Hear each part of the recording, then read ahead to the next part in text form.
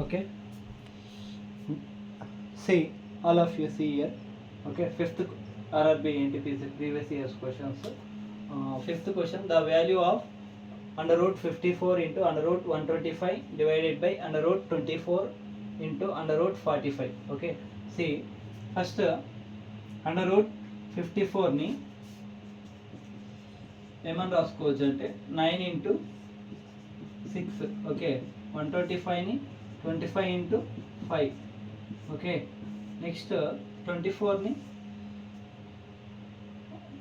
ఏమని రాసుకోవచ్చు 6 into 4. Okay, 4 into 6, ఎందుకంటే పర్ఫెక్ట్ స్కోర్ వచ్చే విధంగానే చూసుకోవాలి. ఓకే, నెక్స్ట్ 45ని 9 into 5. ఓకే, సి ఇక్కడ 9 అనేది రూట్ అవతలకి వచ్చినప్పుడు 3 అవుతుంది. ఓకే, నెక్స్ట్ ఆడ 6 అలానే ఉంటుంది, రూట్ 6 ఇంటూ ఇక్కడ 25 బయటకు వచ్చినప్పుడు 5 ఉంటుంది.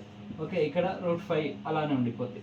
ఓకే, నెక్స్ట్ ఇక్కడ 4 ఉందా, ఈ 4 బయటకు వస్తే 2 అవుతుంది, 2 రూట్ 6 ఇంటూ నెక్స్ట్ ఇక్కడ 9 ఉంది కదా, 9 బయటకు వస్తే 3 రూట్ 5. ఓకే, ఒకసారి అబ్జర్వ్ చేయండి, అన్ని మల్టిప్లికేషన్లే ఉన్నాయి, ప్లస్ మైనస్ ఏం లేవు, డైరెక్ట్గా క్యాన్సల్ చేసుకోవచ్చు. Okay, root 5 cancel, root 6 cancel, 3 cancel, answer is 5/2 ఉంది. Okay, answer is 5/2. Okay, simple answer. Okay, next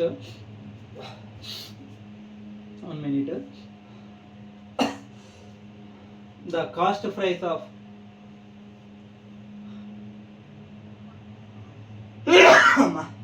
okay, the cost price of an article is 75% of the market price.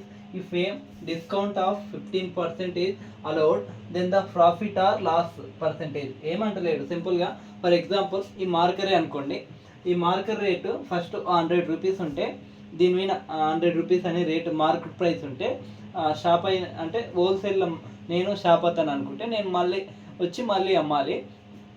నేనేం చేస్తున్నా అంటే 75% లెక్కన తీసుకుంటున్నా, అంటే 100 రూపీస్ ఉంటే దీన్ని ఎంత తీసుకుంటున్నట్టు నేను 75 రూపీస్ తీసుకుంటున్నా. ఓకే, వచ్చిన తర్వాత నేనేం చేస్తున్నా అంటే దీని మీద 100 రూపీస్ ఆల్రెడీ రేట్ ఉంది కదా, ఆ రేట్ మీద నేను 15% డిస్కౌంట్ ఇస్తున్నా, అంటే 85 రూపీస్కి అమ్ముతున్నా.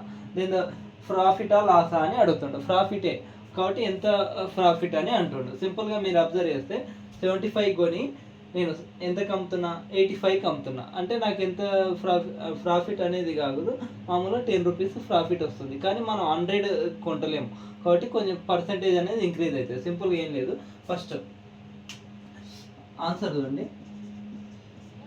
ఓకే, నేను ఎంత కొన్నానో దాని మీద నేను డిస్కౌంట్ క్యాలిక్యులేట్ చేసుకోవాలి. ఓకే, నేను 75 కొన్నా కదా, నాకు ఎంత ప్రాఫిట్ వస్తుంది, 10 ప్రాఫిట్ వస్తుంది. ఓకేనా, ఎంఆర్పి రేటు, ఎంఆర్పి 100 రూపీస్ అనుకుంటే 100 rupees not percentage, 100 rupees cost price నేను కొన్నది ఎంత అంటే 75 రూపీస్కి. ఓకే, ఎందుకంటే 75% ఆర్టికల్ అండ్ అంతే కదా, కాస్ట్ ప్రైస్ అంతే 75% అంటే 75 rupees. Okay, next selling price ఎంత అంటే 85 రూపీస్. Okay, 85 rupees. ఇప్పుడు నాకు పర్సంటేజ్ ఎంత ప్రాఫిట్ అని మనకు తెలిసిపోతుంది, ఎంత పర్సంటేజ్ ప్రాఫిట్ వచ్చింది. మన 100 మీద చేయొద్దు, ఇప్పుడు నేను ఎంతకైతే కొన్నానో దాని మీద ప్రాఫిట్ పర్సంటేజ్ ఫైండ్ అవుట్ చేయాలి. సింపుల్, ఏం లేదు. చూడండి, 70 ప్రాఫిట్ ఎంత వచ్చింది, 10 వచ్చింది, 10 బై కాస్ట్ ప్రైస్ ఎంత 75, దీన్ని డివైడ్ చేస్తే సరిపోతుంది, డైరెక్ట్ వస్తుంది. ఈ ఫామ్లో ఏం అవసరమే లేదు. ఓకే, 5 2 ఇక్కడ 5 15 2/15.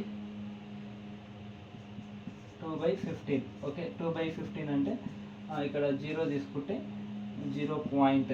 ఓకే, 15 1 15, ఇక్కడ ఎంత మిగులుతుంది అంటే 50 మిగులుతుంది, అది 5 మిగులుతుంది అంతే కదా. 15 1 15 అయితే 5 మిగులుతుంది, 5 పక్కన ఒక 0 అయితే 50, 15 3 మళ్ళీ.